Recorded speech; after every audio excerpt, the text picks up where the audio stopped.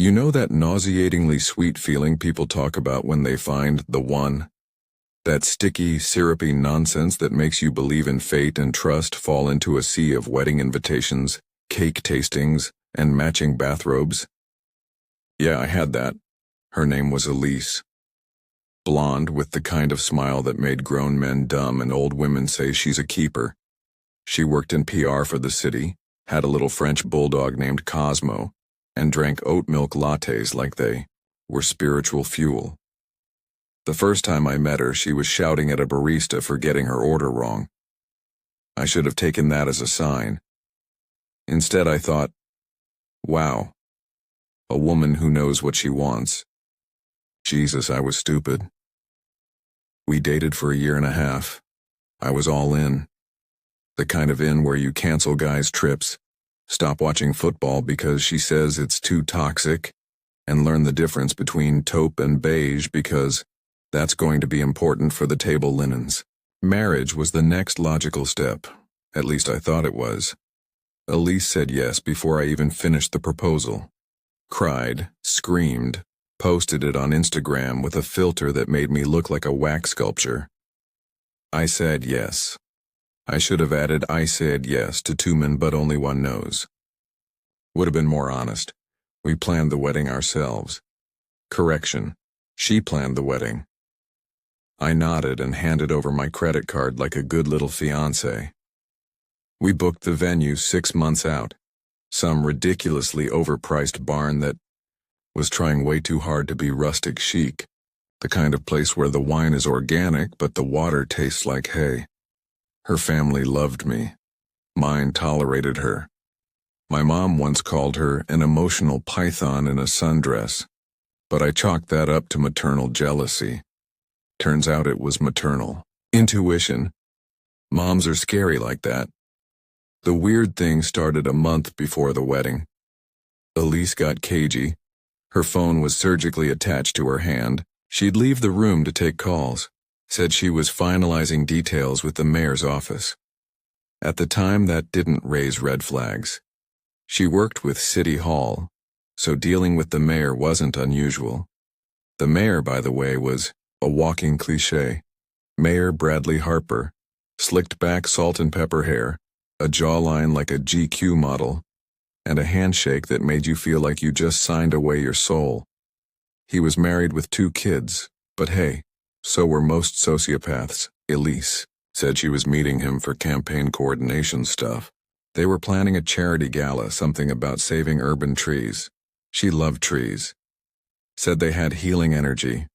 She bought crystals too. I don't know how I didn't see it. 2 weeks before the wedding, I came home early from work. My boss had a kidney stone emergency, and honestly, it felt like the universe tossing me a bone. I thought I'd surprise Elise with sushi and that stupid rose she liked from the overpriced flower shop down the street. You know, the kind of thing future husbands do to show they're still romantic. Instead, I found her in our kitchen, on the phone. She didn't hear me come in. "No, I'll be thinking of you at the altar," she said, her voice low and syrupy. "Don't worry, baby. It's only a few more weeks, and then I'll be your dirty little secret again." There was silence. Then a laugh. A gross, breathy, lovesick laugh I'd never heard her make before. And then, "God, you're so bad. What if someone finds out? You're the freaking mayor." Click. She turned around and nearly dropped the phone when she saw me. Her smile fell like a souffle in hell. "Oh my God. I didn't hear you come in." "Yeah," I said, setting down the sushi like I was placing an offering on her betrayal altar. Clearly, her excuses came fast. It was a joke. It was role play. It was a scene from a screenplay she was writing, a podcast, a rehearsal. I think she even said, "You misunderstood the context." Context. Right. It took her 30 minutes and 3 glasses of wine to admit it. She'd been sleeping with the mayor for nearly a year. A year. While we were planning our forever, she was getting banged in hotel rooms funded by taxpayers. I could almost respect the efficiency. I didn't mean for it to happen, she said, wiping fake tears with real, Dior, but he just gets me. He's powerful, he listens. Oh, good, I replied. I'm so glad his honor gives you orgasms and validation. She looked at me like I was the monster, like I was overreacting to something as minor as infidelity with a married politician. You're being dramatic, she said, dramatic. I packed a bag that night. She tried to stop me, begged even, told me she'd end it with him, that he meant nothing, that I was the one she wanted to build a life with. Yeah, I said, staring at the engagement ring still on her finger. Then why does he get the real you while I get the wedding brochure version? She had no answer. I walked out. The worst part? I still loved her, like an idiot, like a walking PSA for emotional masochism. I missed her laugh. I missed Cosmo farting on my lap. I missed the version of her that probably never existed. Word got around fast. Small town. Everyone knows everyone, especially when it involves the mayor's penis. I became that guy. The jilted fiancé. The fool. People were sympathetic in that way that made me want to punch them. You know the tone, oh man, I heard what happened, brutal. Let me buy you a drink. Like my heartbreak was a spectator sport. Elise? She moved on like she'd changed coffee orders. Pictures started surfacing of her and the mayor at events, laughing like they hadn't just shattered my world and made a joke out of everything I believed in. They were discreet, but not really. Power does that. Makes people arrogant, sloppy. That's when the bitterness set in. And something else. Not rage, not grief. Something colder. Purpose. And that, dear reader, is where our story really begins. There's a specific flavor of humiliation that lingers long after the event itself, like garlic on your breath after cheap pasta. My life became a sad little circus of sympathy texts, pitying head tilts, and co-workers treating me like I had stage 4 cancer of the ego. Everywhere I went, I heard her name. Elise. Elise and Mayor Harper. Elise at the New Art Gala. Elise fundraising for schools she never gave a damn about before. Elise in a dress that looked suspiciously like the one we bought for our engagement shoot. Only now with his arm around her waist like she was a goddamn trophy for surviving a re-election. Meanwhile, I lived in a rental above a tire shop that smelled like gasoline and broken dreams. The walls were paper thin. My upstairs neighbor did tap dancing workouts at 6 a.m., and the faucet leaked like it was morning too. People told me to move on. You'll find someone better, they said, like women weren't out here emotionally waterboarding men every damn day. She didn't deserve you, they added, as if I needed to be reminded I was the fool who bought a $4,000 ring for a woman who moaned, Mr. Mayor, into hotel pillows. I tried therapy. Once. The therapist had a voice like a sleepy GPS and said things like, let's explore that pain, and how do you feel about anger? I told her I felt it was pretty underrated. She didn't laugh. I never went back. Instead, I started reading. Not self-help crap. Strategy. Cold, calculated, ancient strategy. The Art of War. The Prince. Reddit threads about revenge so petty and intricate they made me question the sanity of the human race. But the one that stuck with me was an old quote. Before you embark on a journey of revenge, dig 2 graves. So I dug 2. Figuratively, of course, I'm not a psychopath, just a man with a ruined life and a strong Wi-Fi connection. I started small. Information gathering. People underestimate how much you can learn just by listening. I still had friends at City Hall. Turns out Mayor Harper wasn't just a sleazeball in the sheets. He was a walking ethics violation with a PR team working overtime to keep him looking wholesome. Campaign money misuse, private dinners billed to city. Accounts. Whispered allegations from interns who suddenly chose to pursue other opportunities.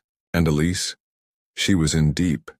He gave her a special liaison title and a corner office, even though her actual duties seemed to revolve around holding his hand and filtering his DMs. The hypocrisy would have been funny if I wasn't still, trying to scrub the betrayal off my skin like a tattoo gone wrong. But here's the thing about power. It makes people arrogant. They think they're invincible. They get lazy. They send things they shouldn't. They say things they really shouldn't. So I baited a trap. I created a fake profile, classic honeypot scenario, posed as a young, attractive campaign volunteer named Lana. Lana was eager, wide-eyed, and very flirty. Lana had questions about getting involved in city politics. Lana had a burner phone and a fake Gmail. And wouldn't you know it, Mayor Harper responded within 2 hours. "Oh, you're exactly the kind of fresh energy our city needs." Barf. Within days, he was asking Lana to grab drinks after office hours. Told her she had potential, and that he could mentor her. He sent shirtless mirror selfies with the lighting of a gas station bathroom. I've seen corpses with more dignity. I screenshot everything. Then Lana became hesitant. She wanted advice. So he looped in Elise, told her to talk to the girl and calm her nerves. Elise, being the loyal snake she is, messaged Lana with the enthusiasm of a cult recruiter. She said, and I quote, "The mayor is a powerful man and you'd be stupid to waste an opportunity like this." There it was. Proof. In her own damn words. But I didn't want to leak it anonymously. That would have been too easy, too clean. No, I wanted this to sting, to humiliate, to drag them through the same mud they smeared.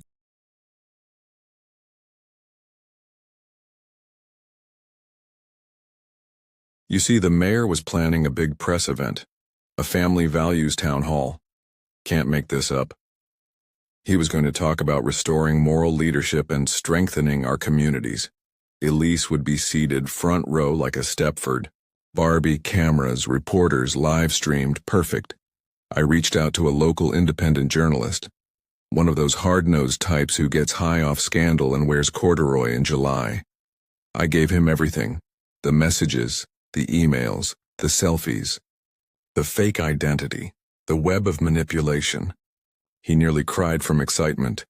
Then I bought a ticket to the event. I wore a suit, shaved, got a fresh haircut. I looked like closure wrapped in vengeance. I sat in the 4th row just behind the cameras. Elise saw me as she walked in and froze for half a second. Then she smiled, tight, rehearsed, panicked. Mayor Harper took the stage and launched into his speech about faith and families and how we must set an example for our children, and that's when the journalist stood up. "I have a few questions, Mr. Mayor," he said, voice like a hammer. "About mentorship, about abuse of power, about a woman named Lana." You could hear the oxygen leave the room. The mayor stammered. Elise went pale. The cameras rolled. The reporter began reading excerpts from the messages. Out loud. Slowly. Clearly. And I sat there, still, calm, watching the empire they built on lies and ego crumble, one screenshot at a time. I didn't blink. There's a moment right before a building collapses when everything holds its breath. A stillness, the air thick with denial.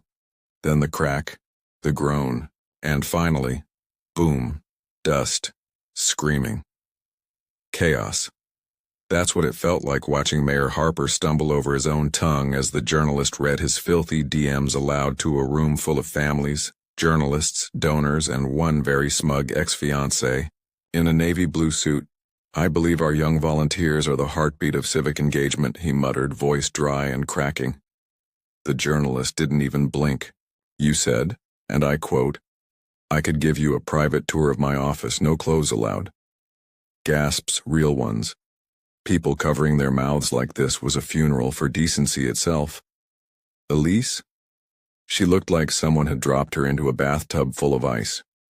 All that meticulous poise, the posture, the fake pearls, the demure expression. It shattered. She stood up mid-speech, heels wobbling, face blanched, and walked right out of the room without a word. I could have clapped. But that would have been too theatrical. No, I just leaned back, arms crossed, and watched. The press conference ended in flames. Reporters swarmed the podium. Harper tried to shout something about deep fakes and political sabotage, but no one was buying it. Not when screenshots of him posing shirtless with a rubber duck in the background were already on Twitter with the caption, "Mr. Mayor, more like Mr. Mid." The best part, the stream was live, watched by thousands, archived forever. You don't bounce back from that. Not when you built your entire brand on integrity. By the time I got to my car, it was already trending. Mayor creep. Someone had made a meme of Harper's duck selfie with the city's motto, "Strong roots, clean water." Irony's a beautiful thing. The aftermath was exactly what I hoped for, and more. City Hall went into lockdown. Ethics complaints started flooding in. By the end of the week, Harper had stepped down to focus on personal matters, which I assume meant hiding in a panic room and Googling how to change identity in Albania. Elise vanished from public life, deleted all her socials, ghosted everyone, probably too busy scrubbing screenshots off the internet and crying into the designer pillows I paid for. People kept asking me, "How did you know? How did you plan this?" I didn't plan to be humiliated at a bakery. I didn't plan to waste years on a woman who looked me in the eye and said she loved me while getting railed in a Marriott by a guy who signs parking permits. But pain is a powerful motivator. And revenge? Revenge is a slow-brewed espresso made of bitterness and brilliance. Best served hot, with witnesses. And you know what? It felt good. Not happy good. Not peace and healing good. But sharp, cold, satisfying good. Like finally pulling a thorn out after letting it rot. But here's the twist they don't tell you in the revenge fantasy books. After the collapse, after the silence, comes the echo. Because then you're just a guy alone in a rental that still smells like tires with no fiancé, no dog, no brunch plans, and a Google search history that could land you on a watch list. No more fight.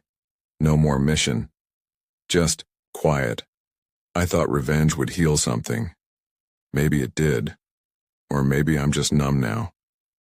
Like a guy who finished a war and doesn't know what to do with peacetime. A month after the scandal, I got an envelope in the mail. No return address. Inside was a note handwritten on thick cream-colored paper. "I never meant to hurt you. I was lost and he made me feel powerful.